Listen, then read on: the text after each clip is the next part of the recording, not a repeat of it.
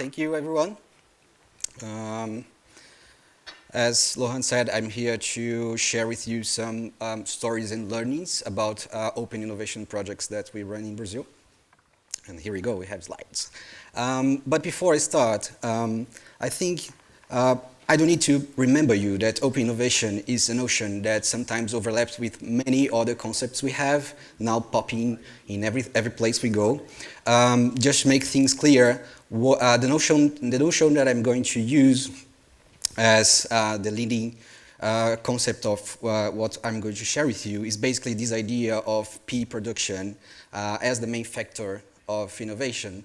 But maybe I could think about what you are asking in your heads now, like, why should I be listening to a Brazilian talking about open innovation?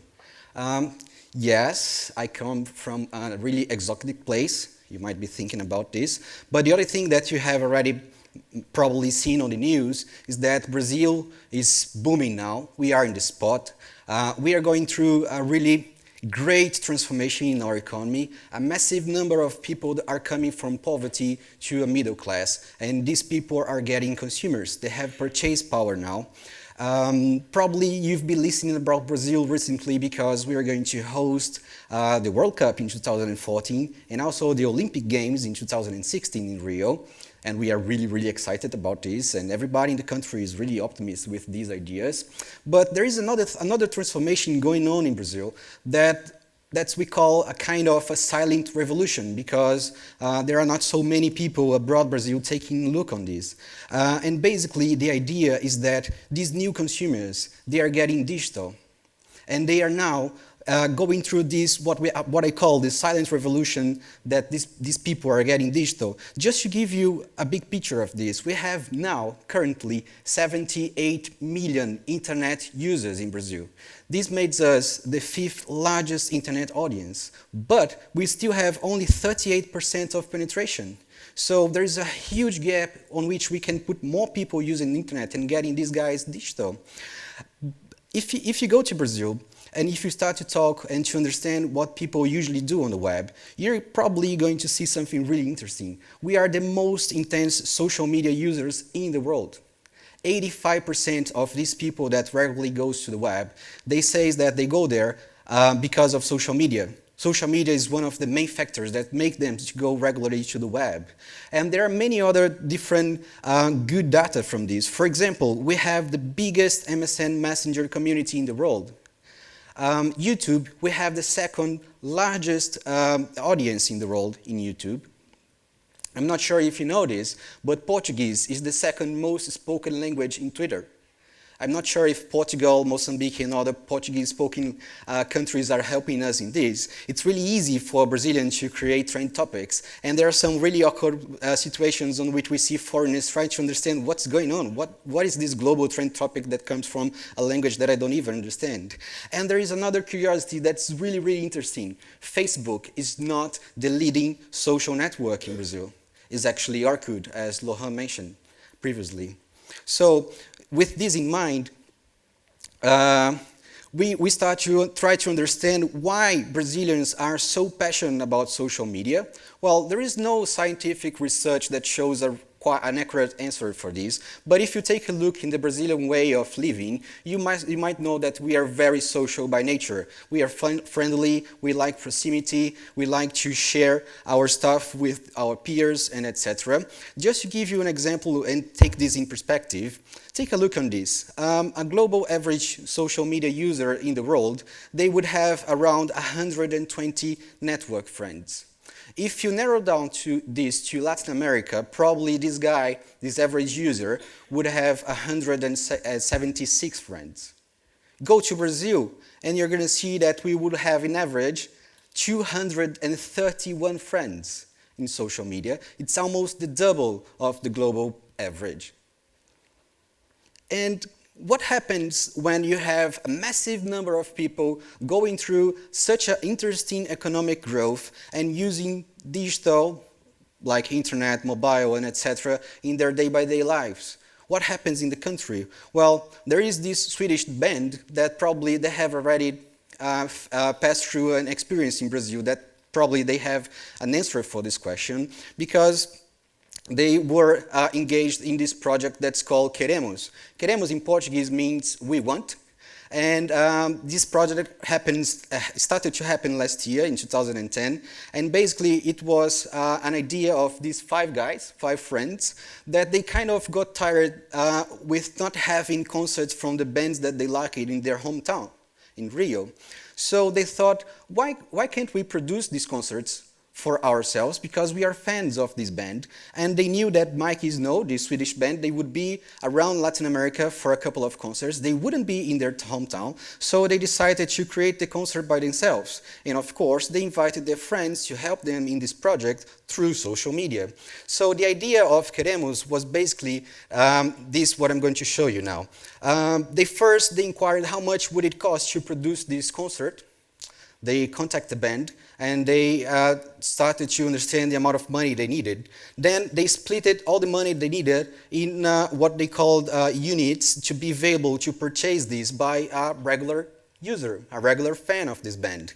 And then they started to sell what they call the units, a kind of refundable tickets. Why refundable? Because after they got the amount of money that they need to produce this concert, they started to sell regular tickets.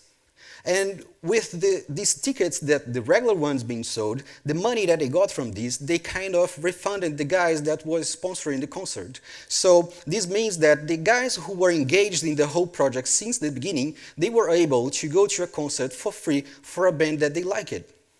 And this was so interesting, and it was such a success that since last year they have produced many different other concerts exactly in this model, with Bell and Sebastian, Two Door Cinema Club, Vampire Weekend, and even with LCD Sound System. So since last year we have already had 10 concerts in Brazil with this model. Almost 2,000 people have already sponsored this with these refundable tickets, and almost 13,000 people has already paid the regular ticket for going to this concert. I'm going to show you a video with some testimonials of these bands. And now it's that embarrassing moment that you don't know if the video will work. Yes, it didn't work.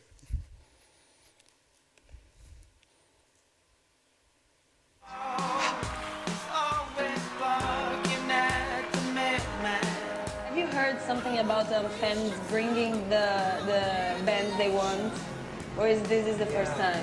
This is the first time it happened. First time it's happened, yeah. The only time I heard about it is like Russian billionaires doing it for their daughter's Sweet 16.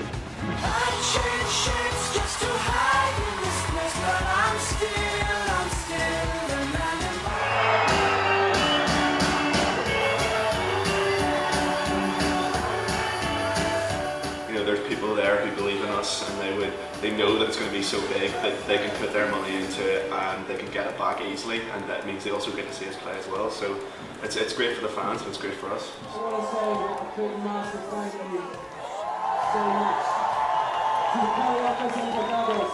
Please keep doing it. I think record labels and promoters, I think they all think they know what's going on, but I think this separates what they think from what you really want. And I think there are active fans like you guys that did this that can change what you get in your country or city for bands.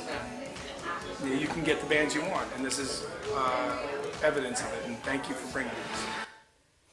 Well, I don't need to say that these five guys, they are kind of challenging the whole live entertainment industry in Brazil, because they are putting fans and bands together really close without all the intermediates that you usually have in this kind of experience.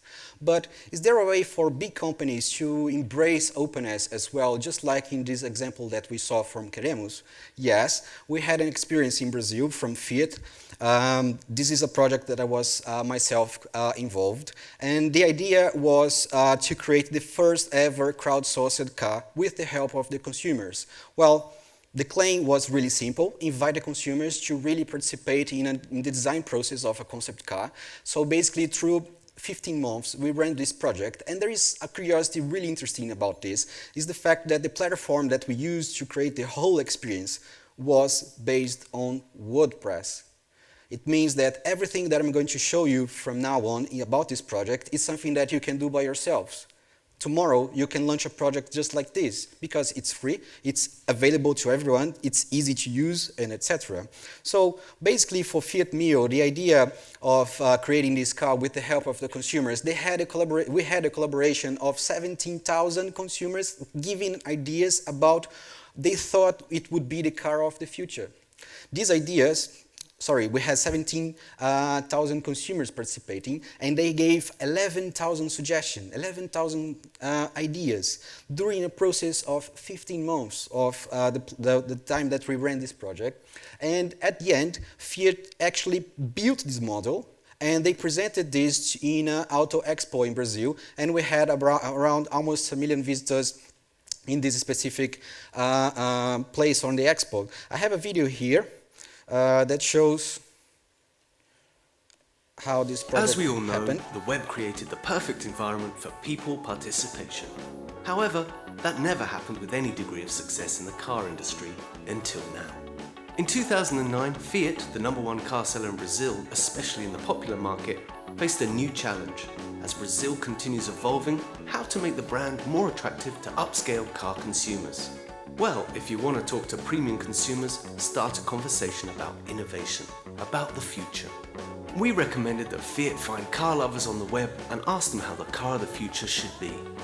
So we developed an open collaborative platform to create a car together with the consumer. O projeto é uma plataforma colaborativa, um lugar, um site, onde as pessoas entram e vão expressar suas opiniões, seus pontos de vista, suas ideias. And they really got involved. Users could not only pick a color or a kind of fuel, the website raised huge discussions that went from door configurations to steering wheels, interface and gear shift solutions. A gente é a mão do internauta que fala pra gente, olha, você tem que desenhar carro que vá nessa direção. A gente é executor. The web platform received more than 2 million unique visitors. This stimulated a huge response with 11,000 ideas sent in by 17,000 users from 160 countries, and it made the news in over 100 publications around the world. The ideas sent into the website were filtered into 21 new concepts that resulted in technologies like electric engines on the wheels or wireless charging, and they were all published under the Creative Commons license. After 18 months, the ideas discussed on the website resulted in a new concept car to present at the São Paulo International Auto Show. But this story is much bigger than that. What began as a simple website, or you could say a blog, resulted not only in a concept car. The consumer's voice and the product became one and the same thing, and they both became reality. Just recapping the number, 2 million visitors, 17,000 ideas, and there were really good ideas that the engineers from Fiat, they used these to create this concept model. Just to give you an example, an idea that I myself like a lot, it was a guy that he suggested that the horn in the car, it should have volume control. That's so simple and it's so brilliant. Yes, it should have. And he went further. He said, well, maybe the mechanism to work would be a response for pressure. The pressure you do on the wheel, it will make the volume of this horn to go up and down. And another curiosity from this project is that we had 160 different countries participating, giving ideas and etc. When we first launched the project, it was supposed to be only for Brazil. We just launched the website in Portuguese, but 3 days later, we started to see that we were global because there were so many blogs around the world just commenting what was going on. We even had a post on a blog in Japan, in Japanese. We didn't understand actually what the guy was saying the first tense. We had to go to Google Translator to understand. And by that moment, we saw that there was an opportunity to invite consumers from different countries to participate as well. So around in 10 days, we were able to translate the whole website and to put it online. So we could invite consumers from around the globe to participate as well. And taking these both experience in perspective, what would be the key learnings, the 3 key learnings we could extract from them? Well, the first one that I think is quite interesting, it's really simple, but it's something that I'm not sure if you have already thought, is that when we start to talk about collaboration, somehow we start to relate with the concepts of anarchy.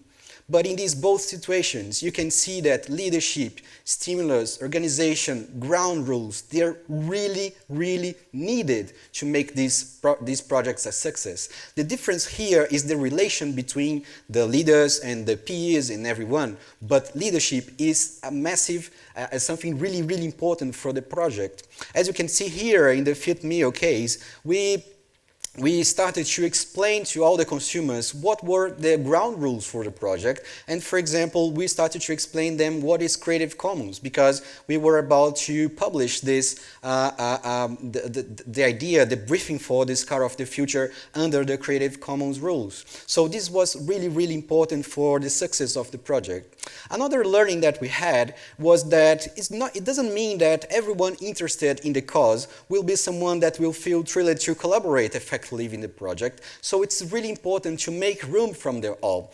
Taking this both experience in perspective, we could see different profiles. We could arrange these guys, the guys who went to the project, in 4 different patterns of engagement. The first one, of course, is the most obvious one, is the collaborator, the guy who will go there just to give an idea and etc.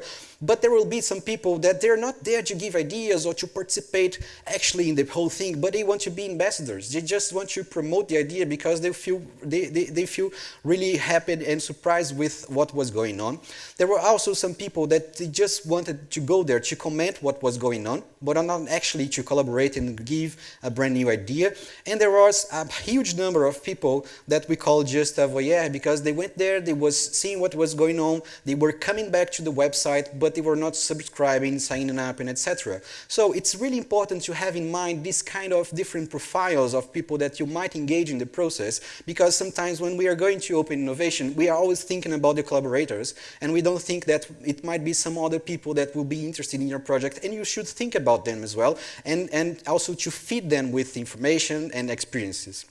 And the third last thing that we learn from these experiences are the idea that it doesn't matter that we are talking about collective and collaboration.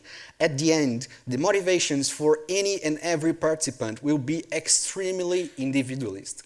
This is for sure something that happens in every open innovation project. Someone who is engaging with your product, they will be there because they love the idea, they want some self-realization, they want some glory. In the Fiat Mio case, there were some people there just because they want expert feedbacks. There will be engineers from Fiat saying if that idea was good or not. So they were there because they thought, well, it's the first time in my life that I can get a professional criticizing what are my ideas in this specific subject.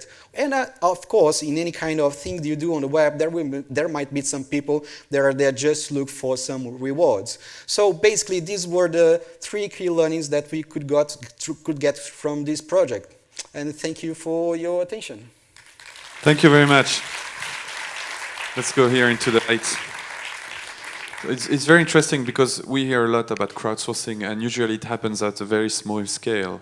A new project with the first one that actually made it really, really big and with a major company. One question we got was, people are wondering whether we can crowdsource everything, in your opinion.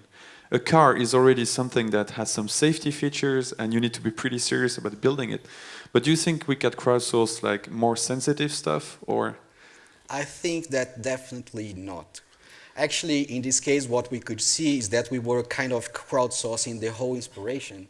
But there were some moments that you need to have some techniques, and these things should be in the hands of engineers and people who has skills to do this. There is something really interesting going on now, is that we started to discuss what's the next step for Fiat Mio project, for example. And we saw that we kind of changed the whole behavior of the Fiat in Brazil, because once they experience this kind of project, they no longer want to create and to design stuff in the old way, the traditional way. But we also know that we are far beyond from a moment on which we can use this kind of model to create and to design anything in the industry. So we are in this moment where we need to shape the next step of the project, but we don't know how. Question what is very interesting. Yeah. Okay, question came from Twitter.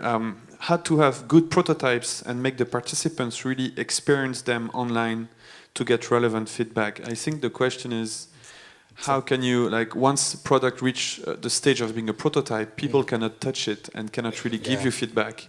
Well, this is a good question. This is something that we have already some reflection on it. First of all, I would say content. Have what we call here branded content was really important for the project because we were giving stimulus for this person to participate. We were delivering them with content occasionally during these 15 months of the project, and this was somehow inspiring the people to create and to give ideas and etc. And the other thing that it was really important for the Fit Mirror project, for example, was the sharing. Sharing everything that was going on was a good key to get people engaged constantly during the whole project.